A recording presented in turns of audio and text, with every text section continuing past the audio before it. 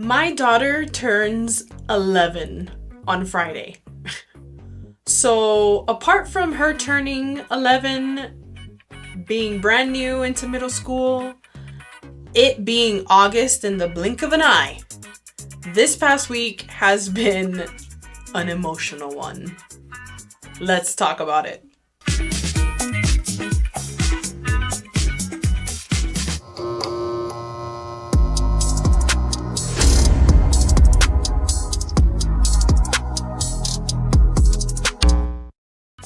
Hey guys, and welcome to episode 18 of the Life Vetted podcast. Thank you for being here and thank you for tuning in. Bruh, what a crazy year. I feel like this year has gone by faster than any other year. Like in the blink of an eye, we were in like June, the summer, and now it's like almost fall. It's crazy. Like I don't even know where to start.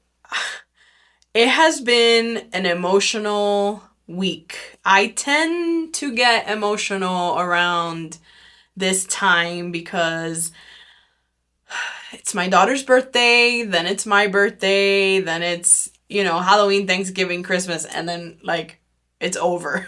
So I tend to get a little emotional around this time. My daughter, man, she is about to turn 11 on Friday, and I just don't even know, I don't even know how I got here.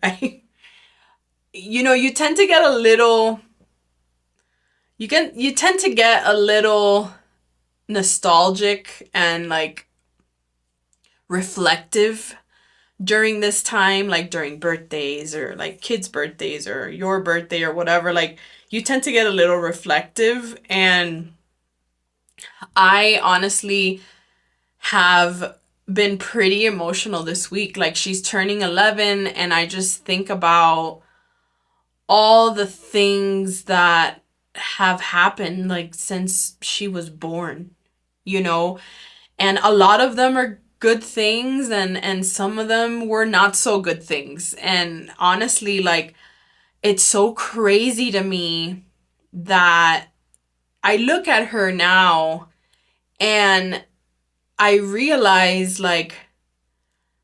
she's like my little replica, right? Like she's better than me, but in regards to her personality and the things that she likes and how she acts and stuff, I can see me in her so much, from her loving theater and wanting to be, in musical theater and wanting to be in drama to, her singing and being obnoxious and loud and, talking in weird alpha generation language that I don't, Gen A or whatever language that I don't understand. I look at her and I'm like, man, it is so easy to love her. And it makes me a little sad because she is so much like me, and I see me in her so much, and I am fiercely protective of her, and maybe even a little too much at times, and I just don't understand how it wasn't easy for my adults and my parents in my life to feel the way that I feel about my daughter. It's so easy to love her. And I was thinking about this the other day, it is so easy for me to put her first, above everyone. It is so easy for me to put her on this pedestal and love her and adore her. It's so easy for me to put her interests first and make sure that she feels like I see her, and make sure that she feels like I'm there and I'm listening and I'm present. Like, it is so easy. I don't understand like how it wasn't easy for these people that were my caretakers, how that wasn't so easy for them. Like, I don't understand that. Like, there is nothing or no one that I can like see that is like more important to me like than her and like what's best for her. And it's just, it's bittersweet. You know, it is. It's bittersweet because I get to be her mom and I get to be her friend and I get to be her little soulmate for the rest of her life, which the more that I love and care for my daughter, the more it heals me, if that makes sense.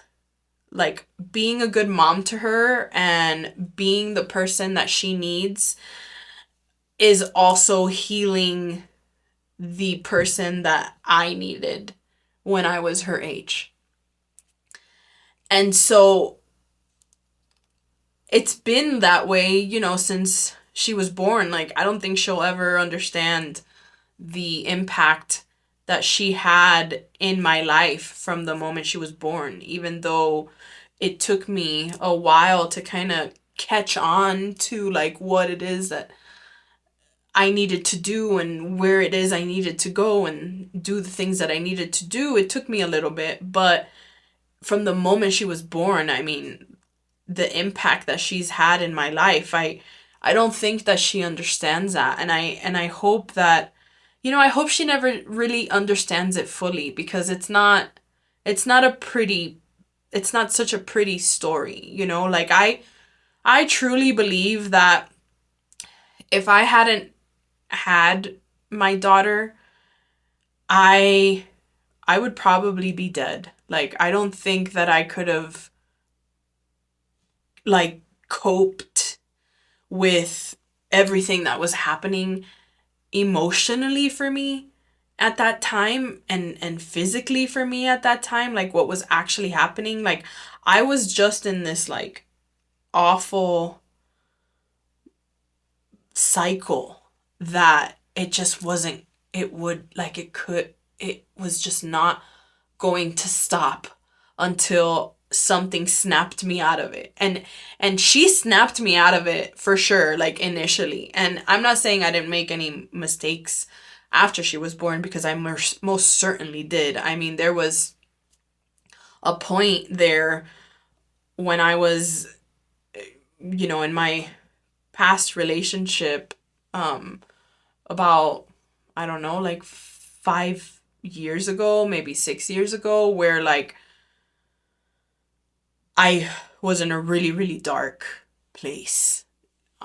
And that I didn't know if I was going to make it out of it. But having her was definitely like the kind of little shock treatment that I needed, that put my life in like a different path, you know? And even though it took me a while, I mean, I don't think that I would be here if it wasn't for her. Like, it's it's so crazy to me that I feel this way about her, and it's crazy that my mom never felt that way about me, or like my dad, or like my brother. Like, it doesn't make any sense to me in my brain that my mom would do the things that she did and be the person that she was while having me. Like, I could never picture myself doing any of the things that was done to me to like my daughter. Like, I can't, like, it's mind blowing. Like, I can't understand. It is so easy to be a decent, present parent. Like, it is so easy to be a good parent. I almost feel like to be a bad parent, you have to like really try hard. Like, I don't know how to explain that. I was actually talking to a childhood friend of mine. Our mothers knew each other before her and I were born, because my mom left Cuba and went to Venezuela for like 4 years. She made friends while she was there, and so I don't know the details of the actual how that friendship started, but I do know that they've been friends since that time and then came to Miami and became even better friends or whatever. And so I was talking to her the other day and she was telling me her story about her mom and how her mom and her stepdad pretty much like embezzled her inheritance that she was like supposed to receive from like her grandfather. And they like, because she was so like blindly loyal to her mom and her stepdad, and she believed that, they're her family, like as we all do, right? Like as we all do growing up, especially like in a Hispanic household where you're so like embedded with this idea that like family is the most important thing in the world. And she blindly trusted in her parents, and they had her sign like documents that she didn't even know she was signing. Like she didn't know what was in these documents. Like she signed them because she trusted them. Like why would her mom and her stepdad, who have raised her, want anything bad for her? And it's crazy because like she was literally signing all her rights away and she never questioned it once. Like not once, okay? And she was living in New York. She has three beautiful daughters, and her and her husband decided to move from New York to like Florida. And I remember when she was telling me that she was gonna move, and she was like, "Yeah, because I'll be closer to my mom," and da da da da. Like, I have been going through this whole like transformational thing since I was like 18. Since I moved out of my house, I have been like hungry for like this knowledge and like hungry for like understanding like why the things that happened to me, like why the people that were supposed to take care of me didn't. Like I was on a mission, since I was 18. So when I started to understand like the betrayal that I had been experiencing my whole life, like I was pretty young. Like I started to realize all these things, I would say like 22, 23. Like I started to really realize like who my mom was, who my brother was, like who my family was. I was blind to it up until then. And so from 22, 23, imagine like you go through, it's almost like mourning people that are still alive. Like when you mourn the death of somebody, but they're not dead. They're like alive. And so I've been going through that from like 22, 23 to all the way to, you know, what, 4 years ago? I was 4 years ago, I was, 30, 35, 36, whatever, like it's been a long process. Healing is not pretty. It's very hard and lonely and it hurts, and I have been literally going through this since then. And so my friend, she's younger than me, and she just moved to Florida. I don't know, she's probably been there like, it's 2025, so maybe like 4 years that she moved back.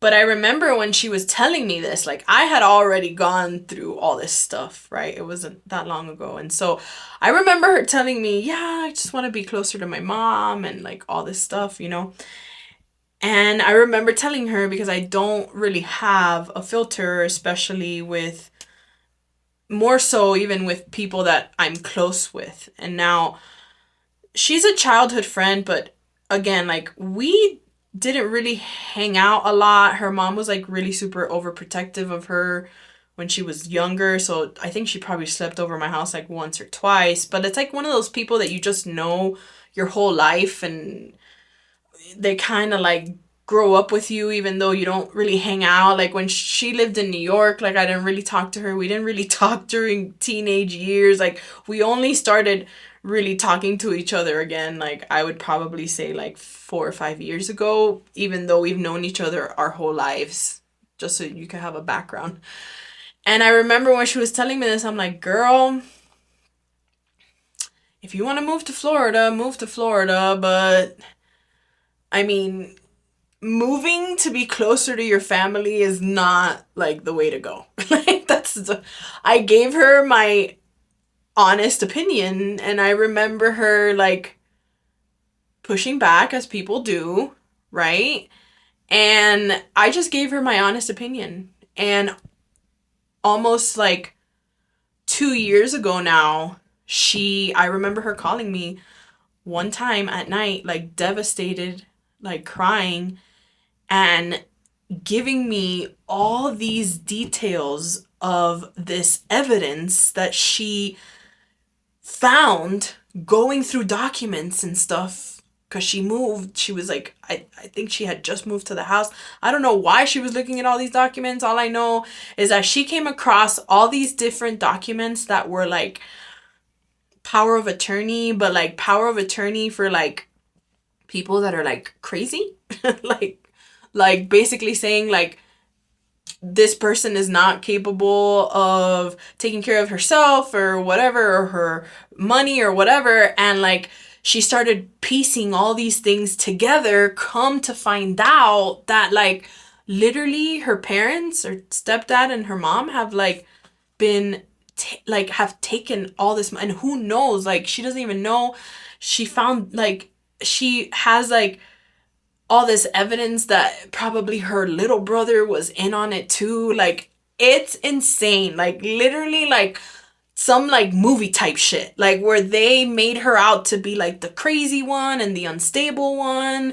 You know, like crazy, crazy, crazy, crazy. All the while, like her mom is awful. Like an awful human, like addicted to like pills and alcohol and like all this crazy shit. And like literally like this girl that we're talking about, like she has 3 daughters, like a husband, like lives a pretty like normal life, like, and she comes to find out all this stuff, and she had to like stop talking to her mom, like stop talking to her dad, because it got that bad. Like I don't want to go into too much detail or whatever, but it's just crazy to me how like I have had later in life kind of these examples right in front of me of mothers just being a certain way with their kids, you know? And they're all always like friends of mine. Like I have another friend that I've known since like 4th grade, and like her mom and her like brothers and sister, like they all have like this really toxic kind of dynamic. And I mean, she is still like in that kind of bubble, and I don't think that she will ever break free from that. I think that some people never do, right? Like some people are just so in that bubble that they can't imagine their lives like not being attached to these people. I think it takes a lot of balls, and I think that it takes a lot of like intelligence to be able to really like take yourself out of that situation, even though it hurts, but putting yourself first above like anyone else. Like I think that takes a lot of balls, and not everyone can do that. But then you pay the consequence, right? Like I can go on and tell you like how that particular friend of mine, you know, has paid the consequence of staying in these toxic relationships, like through her body, through her health, like all these things, you know? And it takes a lot of guts. Like this other friend of mine, the one with like the one I was just talking about, like she had to like she's going through right now like what I went through like at like 19, 20, when I had just realized like how awful my mom was and like how really like selfish and like narcissistic she was. She's going through that like now. She is still in like the mourning phase where she's like mourning this person that she is chemically made to like love no matter what because it's in her DNA, and she's in the part now where she's like separating that. And so it's hard, man. It is hard, and it's even harder when you have 3 kids and you have no help.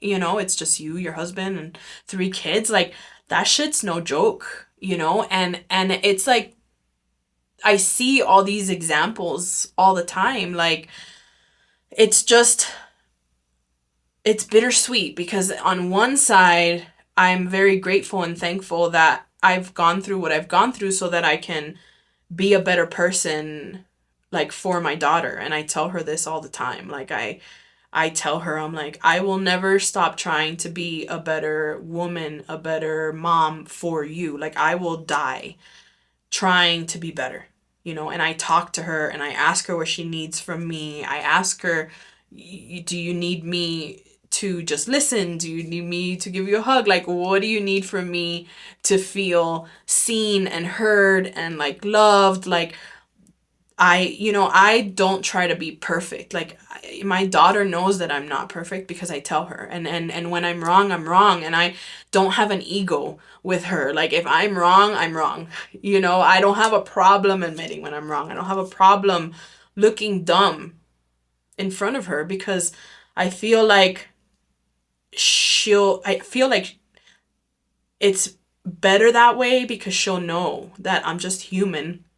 And the fact that I'm trying just for her is only gonna make her like respect me and like love me more because at least she knows, that no, I'm not perfect, but fucking I'm gonna fucking try my hardest to be who you need me to be. You know what I mean? And so imagine like going through that now, like realizing how awful like your mother is specifically your mother, because I only now a few years ago realized how terrible my dad was too. I used to think my dad was like this cool, like kind of like laid back kind of guy. He was just not like involved because he's like a dude, right? Like that's how I put it off. But I only realized like a few years ago that like my dad is like awful too. It was like, and I didn't mourn my dad as much as like I've mourned my mom. Like I feel like I've been mourning my mom like my whole life almost. And so it's so crazy to see like these different stories like of these 2 people that I'm pretty close with. I mean, I honestly I think we all use the term friend very like loosely. Like I know that I have a connection with certain people that will never die because they were part of like my story for such a long time, and like I have this like connection with them that I can appreciate and I can hold dear in my heart at arm's length. But I think that since becoming a mom and since like going through the things that I've gone through, like I realize that like the term like friends or friendship or the family that we make or whatever, like I feel like for me that's a completely different like level. I've had to learn that the way that I love and the way that I care about people is not for everyone. Like I can't give that energy to everyone because some people they just don't deserve it, and some people they just don't get it. And I think I've always been that way, which is why I think I've had such problems like really forging like this like connection with people is because of the way that I care. And I'm not saying that it's a good thing or a bad thing. I'm just saying it's who I am. And so throughout the years, I've separated myself from friendships, you know, without really saying too much, because I already know, like, it's almost like I can tell, like, the future almost, you know. So I've just kind of like quietly like gone through the back door with a lot of my friendships, and so I know going through this whole spiritual thing is like a journey, and a lot isolation comes when you heal. And some of that isolation has been because of my healing, but some of that isolation has been me doing it like on purpose, because I know it's what needed to be done. And I mean, I don't mean to go like off topic a little bit here, but it's just I've been really reflective on these particular things in the last like couple of weeks. And a lot of it is because, you know, my daughter's turning 11 and all of that, but a lot of it is just thinking about how these storylines that are happening in front of me, like, I I like to think, like, how what is it that these things are happening, for what reason? Like, why am I reflecting this to myself? Because I do believe that your life is a reflection of you, and like what you pick and choose to for it to be. And these two girls that I'm talking about, I've been, you know, known them my entire life, and I just find it kind of funny that their stories are kind of similar, same but different than me, and how everyone is handling it, like how it's almost like it's it's almost like I've already gone through each of that phase. Like, I've gone through the phase of staying in the relationship with my family just because they're my family, and feeling really guilty about even thinking about like not talking to them. Like, that's one of my friends. And then my other friend, like, I see her, that she's like coming into this like realization all of a sudden about all the things that were done to her, and like that's where she's at. I already went through that. And then I see me, like me now, where like I have like complete boundaries with everything, and it's not particular to just my family. Like, I have boundaries with everything and everyone that does not make me feel good. Like, whatever does not make me feel good, I will not participate in it. Whether it's a song, a movie, anything, like anything at all. Like, I refuse to be involved in anything that doesn't make me feel good. And so a lot of that has come through, yeah, like healing and stuff. You do get isolated. Like, when you decide to really take that step and say, I need to heal from all of these things, like when you have that realization, that shit's hard, man. And I think I've said it on the pod before. Like, I don't think I've ever been like sugarcoating this experience that I've been having. This shit's hard as fuck, okay? There are dark, dark, dark times. There are lonely times.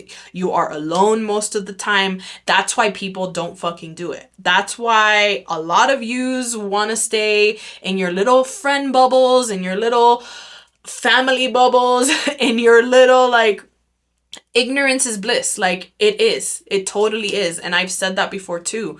But once you wake up and you continue to make those same choices, like once you have a realization of what's actually happening, but you continue to stay in those environments, and you continue to like stay in like the norm, what it is that you've been living, now you're making a conscious choice. And now you're making a conscious choice to like ignore and it doesn't get any better, especially when you're doing that. And so as my life is always reflecting itself back to me, I see like these situations that are happening, and I just realize that it's like versions of like my past self.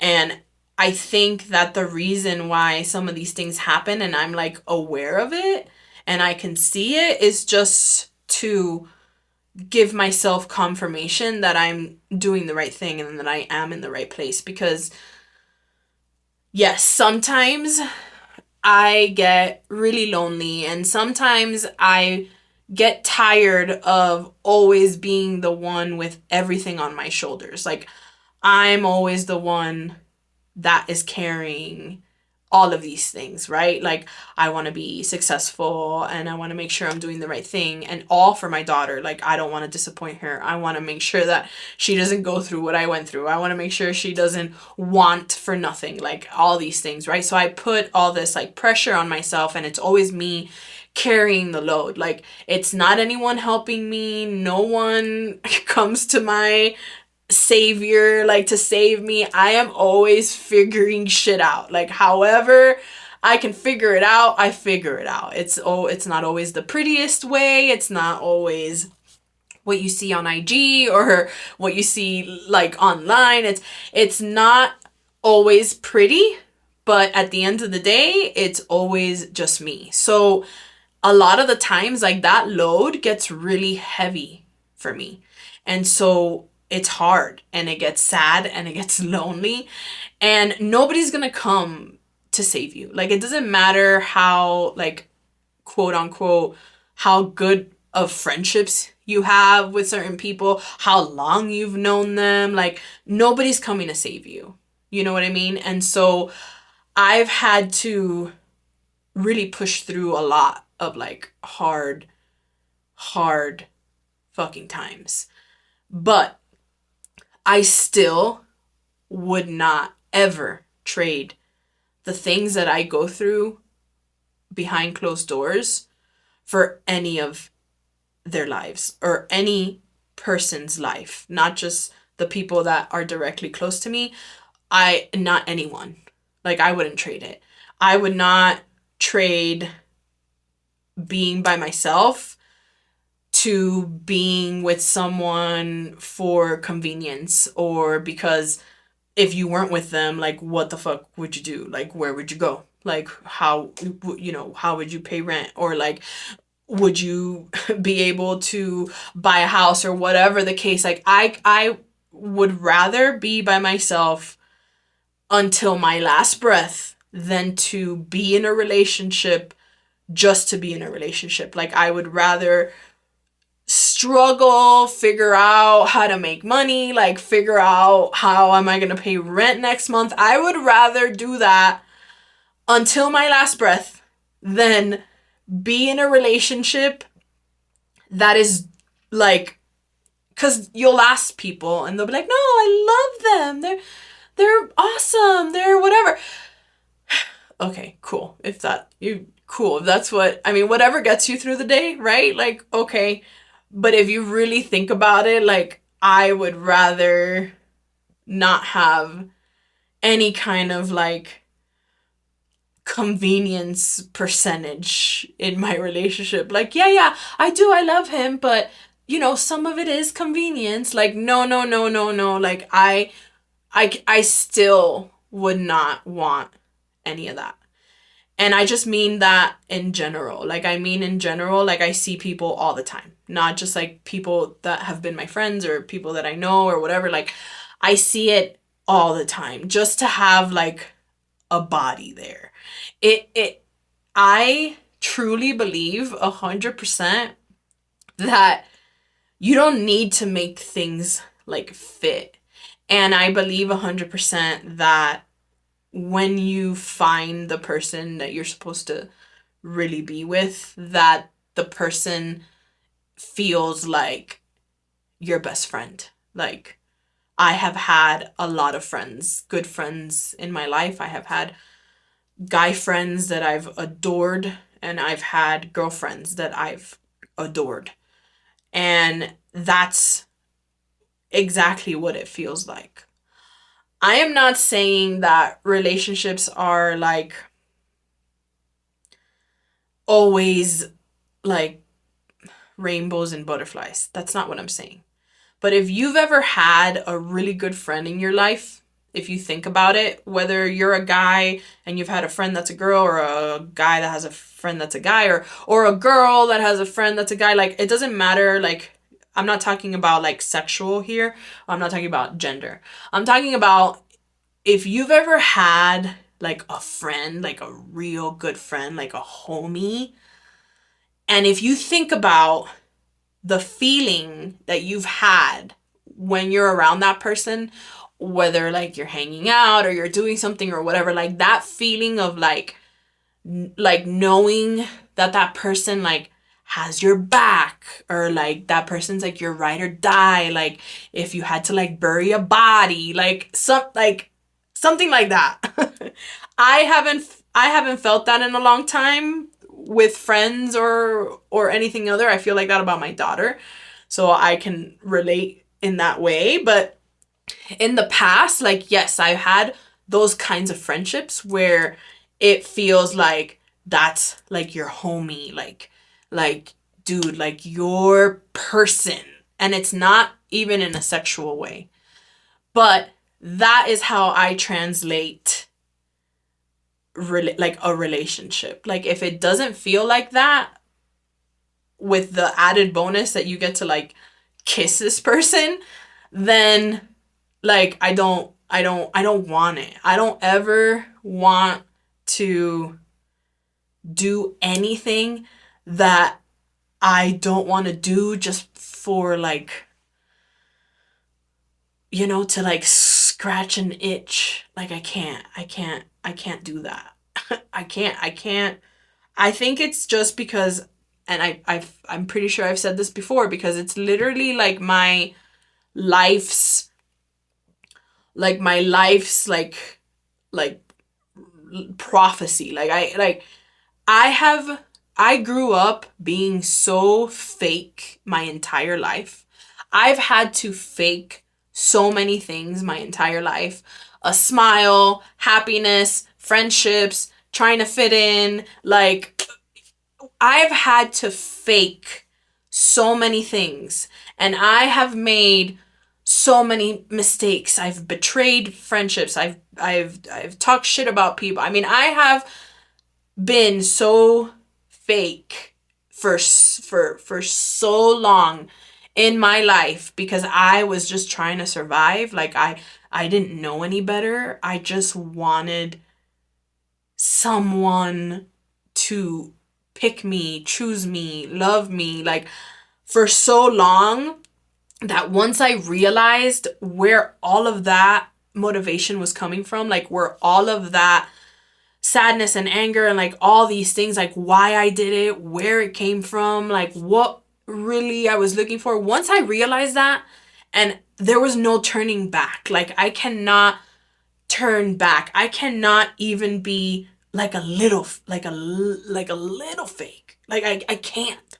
Like if it does not make me feel good, or if it does not bring me any joy or like whatever, like I can't do it. I refuse. I refuse to do it. And I can't like lie to myself anymore. Maybe initially, if I enter into a situation or something, I'm not fully aware. Maybe it takes me a little bit, but once I've already like realized like, oh shit, no, I can't. That's it. Like there's no going back. There's absolutely no going back. And that goes with friendships, that goes with anything. Like it's so funny to me that, for example, like my daughter's turning 11 on Friday, and of course, I get a text message from my mom, and it's not like, "Hey, how you doing?" or "Hi, how you been?" Like it's insane to me that in these last 4 years, I have been let go from jobs. I have been without a job. I have been laid off from a job. I have been hustling my ass off, like, just to make sure that I that my daughter doesn't even know any of this, but like just to make sure that she's good and she doesn't even like blink and have to like worry. I have gone through so much shit,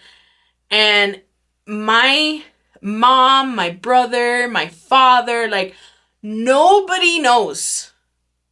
And it's not because I block their number and I don't want to talk to them or anything like that.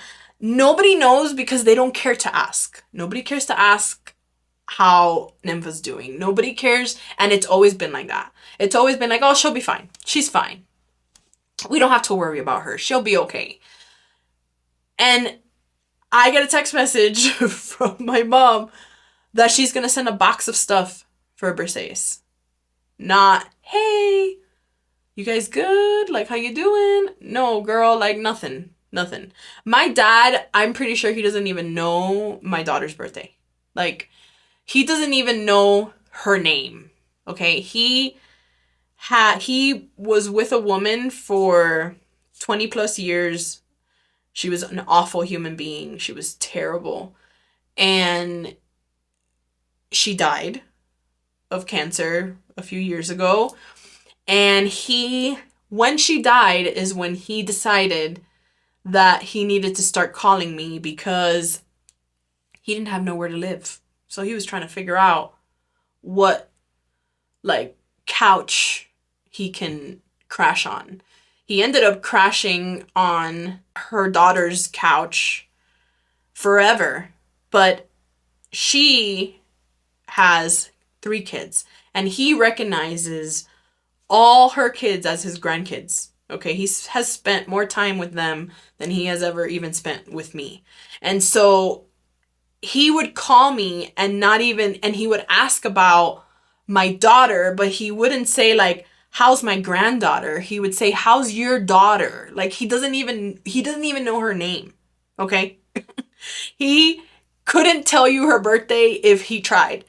And it's just funny how like after that woman died, all of a sudden now he wants to like have this relationship with me. He came to visit me, I think in 2019, I think it was, or 2018, I don't remember.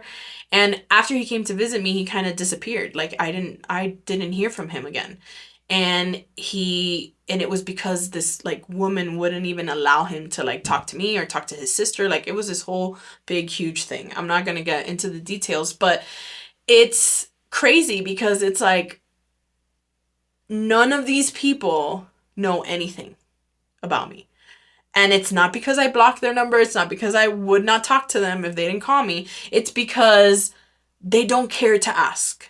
Even if my mom were to call me and pick up the phone and be like, so how have you guys been? And let's say that I would feel comfortable enough to tell her, oh my God, this just happened to me. I don't know like how I'm going to get through it or whatever. It would never be like, is there anything I can do for you? Like, how can I help you? No, it would be like, well, when I was your age and that happened to me, let me tell you, I didn't have any help either. Nobody ever helped me. You get what I'm saying? Like every single conversation would somehow turn into like her and like what she went through and how like nobody has her back. And like that's the kind of conversation that would take place, which is why I would never even like share any of like my issues with her. It's always been like that. And so again, like I get this message from her. She wants to send my daughter something, and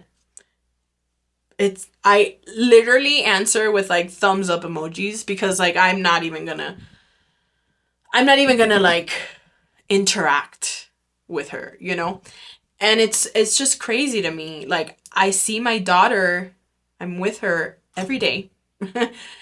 And I just don't understand like how these women, my mom, my friend's mom, my other friend's mom, like why is it so hard to love your children? And like, why is it so hard to like be a good parent? I don't get it, because I find it hard like not to be a good parent. Like I find it hard like not to want to be better for my kid, and like not to like find a way to just like be better. Like I find that hard. And so I see all these stories and I'm just like, this is insane. Like I don't understand how it's so, especially like in this day and age where like it's just like, I feel like we've evolved, right? As like a race. Like I feel like people have more access to like knowledge and to like reading and like finding things out, and like, and I just don't understand like how people don't do that. It's crazy to me. It is. It's like super fucking crazy to me. And I was thinking about all this stuff. I mean, even like I mean, I say friend very loosely because I haven't talked to this friend of mine, quote unquote friend, in like a year. They were having some crazy situation that happened with their daughter being batshit, and some shit went down that I don't agree with at all whatsoever. And I haven't talked to you in like almost a year now. And you are going to text me out of the blue, again, not knowing anything about me or what's going on or like if I'm alive or like whatever the fuck. You see what my posts on Instagram and you see like my posts on the pod. Like, is that really enough to know like what is actually going on behind the scenes with me? Like, is our friendship that we've had since high school enough for you that you can just see my posts and not even like them or interact with them, but like see them from wherever it is that you're snooping from to see it, and that's enough for you to be like, oh, she's good, I don't need to like check up on her, or I don't need to like say anything to her. I can just message her randomly and say, you know, or say nothing. Actually, there's no words, just like a picture. An old picture from 20 years ago. And like, that's it. Knowing that like some shit went down just last year, radio silence after that, and then you just pop up one day out of nowhere with a picture and then a follow-up message. Oh, I want to send your daughter something for her birthday. Like, that shit does not make sense to me. I am not, and let me just put this out there. I am not a high maintenance friend, okay? I'm the kind of friend that when I'm going through stuff, I disappear. I do. I don't like to talk about my problems because in my heart of hearts, I know that like people don't really care. And I've learned that in my healing process. Like, I've learned about myself that the way that I love is fiercely intense and loyal. The reason, and a lot of you might not understand that, because I grew up so alone and so separated from my family. Like, I was pretty much alone. My friends when I was growing up were everything to me. I'm pretty sure that I fell in love with all my friends. It was so intense because I didn't have any of that at my house. So when I would go to school and when I would make friends, it was like I would clinch to them for dear life.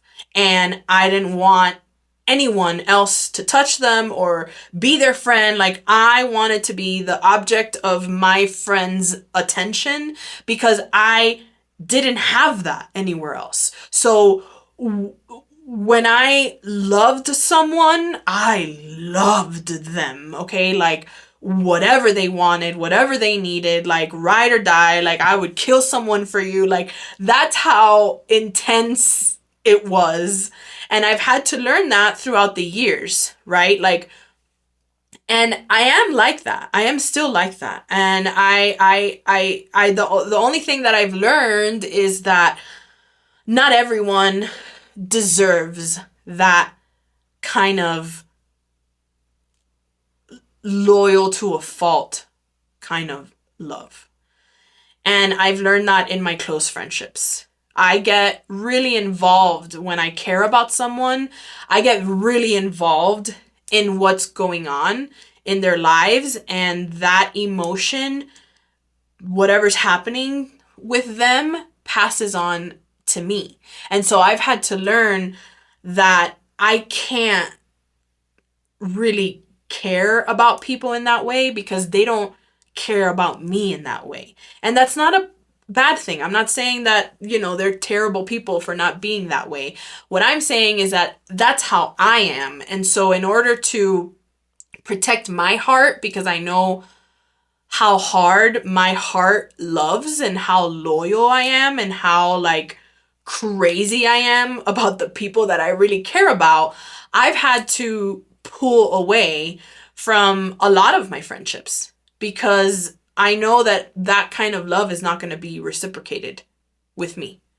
And so I've had to gather all that love and all that energy and turn it around to myself and turn it around to loving myself that way and being fierce about me and loyal about me, which means you don't get that from me unless you're worthy of that. And so I've had to kind of just back off. And it's been hard because I've always been that way. I mean, I think that if you ask these people that I've had friendships with and you ask them probably like what is Nympha's best quality, it would probably be like loyalty. I think and later in life, right? We're not talking about like high school or anything like that. We're talking about like the friendships that I had as I became an adult, 25, 26, 27, 28, 29, like those years. Like once I realized certain things, like I very like fiercely loyal and like protective over the people that I care about. Super. If I don't care about you, then you're not getting any of that from me. But if I truly, really care about you, it's fierce. It's really fierce and intense and all consuming. And so I've had to really take that energy that I was giving to all these friendships and really just like pull away because I realized that none of these people that are so-called like my friends were ever that way really like about me. I know what I would do for them, but they were never really that way about me. And there was pockets of time where, yeah, I mean, I don't need a friend to call me every day to see how I'm doing. I don't. I've never been that way. But there was a time there where it was really bad. Nobody called to check on me. No one. And I'm not the type to reach out either. But there was a time there where it got really dark. Really, really dark in my relationship that I was in towards the end. Like, it was really, really bad. And there was no one there to rescue me. It was just me. And so I've realized that throughout the years, like, I can't love people that way. I have to love me that way and continue to love me that way. And hopefully eventually somebody will show up that will reciprocate that. But I can't be giving all this energy out. And so with this particular friend, I had to like step away and haven't really spoken to them in almost a year. And it's funny because it's like, and when I say I haven't really spoken to them, I say like sending me like a meme on a DM on Instagram is not speaking to me. Okay, that's not, maybe to some people that's enough, that's enough to say, oh yeah, I talked to them the other day. No, like sending me a meme in a DM where like I don't even like react to it, I just look at it and go about my day is not speaking to me. So it just is so weird to me how like some people can just pop out of nowhere, not even like a hello, not even like, oh, I haven't talked to you in so long, like, and just be like, oh my god, I know it's so and so's birthday this week, like really would love to send something. No. Like, what the fuck? Like, bitch, like you just met her. Like, you know what I mean? She's been here for like 11 years on Earth. Like, you just met her through me. You know, like, what the fuck? It's just, I don't know. I've been very reflective on these topics in the last couple of weeks because I've just realized like this is all part of this journey, you know? It's all part of this healing, and it's all part of like what is happening with me. And so I have just been reflective of that, and I've realized that not everyone is like me, and that's fine. I'm not saying that I am right for being the way that I am and people are wrong for being the way that they are.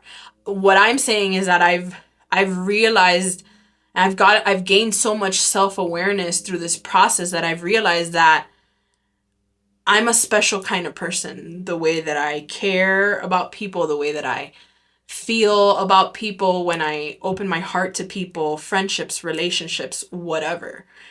I am fiercely loyal and protective and care to like a fault that I have to protect myself from giving that emotion away so freely, because I can't empty my cup, because the majority of people are not going to fill that up or meet me in that same like level. And I feel lucky because I've always wanted that connection with someone, whether it was a friend or a relationship or whatever. And I feel like I had to give birth to her. I had to give birth to my best friend to like have that, because that's how I feel about like my daughter. And I think she's the only person that I feel like the more that I pour into her, the fuller my cup gets. There's no other relationship that I can say that if I'm pouring into them, that my cup is also getting full. She's the only one. And I it's not that I don't believe that that can't happen. I do believe that that can happen. I believe that it can happen because I exist. Like, I believe that the kind of love and kind of the idea that I have of relationships can exist between two people, and I believe that because I exist. I know that it can happen. However, I can't just be out there like thinking that everyone is that way, because it's not. I know how rare I am, and if I'm rare, then other people that feel the same way as me are for sure also rare. And so I've had to just kind of learn the hard way that I'm not going to fake anything. The only person that heals me and fills my cup without even doing anything is my daughter. The more that I love her and the more that I'm present for her, the more I heal and the more love I fill in my own cup, because loving her is like loving me. Like loving her and being good for her and being a better mom for her is literally directly connected to loving me and being better for me. And like, it's crazy. Like, that is the only relationship that I can say for sure is that way. And I know that other people like me exist out there. I just haven't met them yet.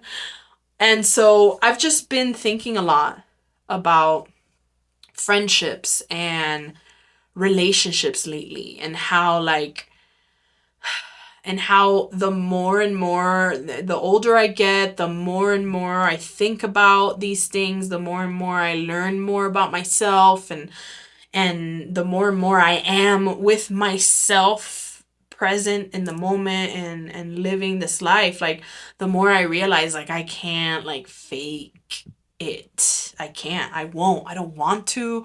Like, I can't. Like what most of y'all are doing out there, like, man, I can't.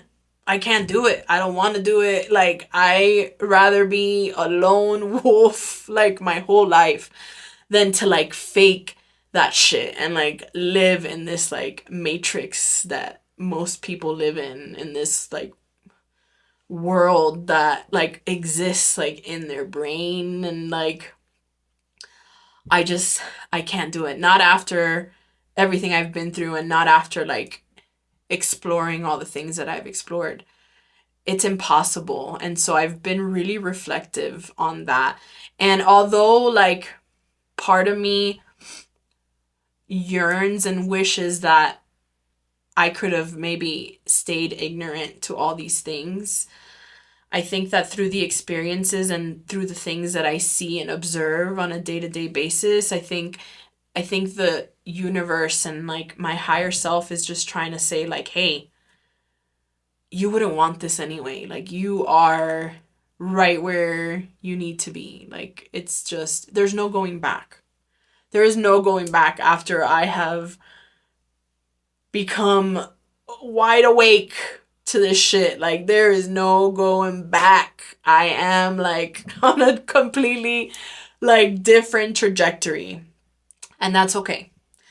And so all of this stemmed from the fact that my daughter is turning 11 on Friday, guys. She is turning 11, and oh, I I just I just freaking love her so much. I just want to like squeeze her. I have like cuteness aggression when I think about her. Like, I feel a lot of gratitude, and I am very grateful for being chosen to be her mom and her little guide in this life. I really hope that I can be a influence or inspiration to somebody out there that might have needed to hear all of this today. The takeaways from today is just, I hope you guys don't have to fake a single thing in your life ever. That shit stays with you. You think you might be tricking your brain or your body knows, your brain knows. You're not tricking it. I hope you guys don't ever have to fake anything.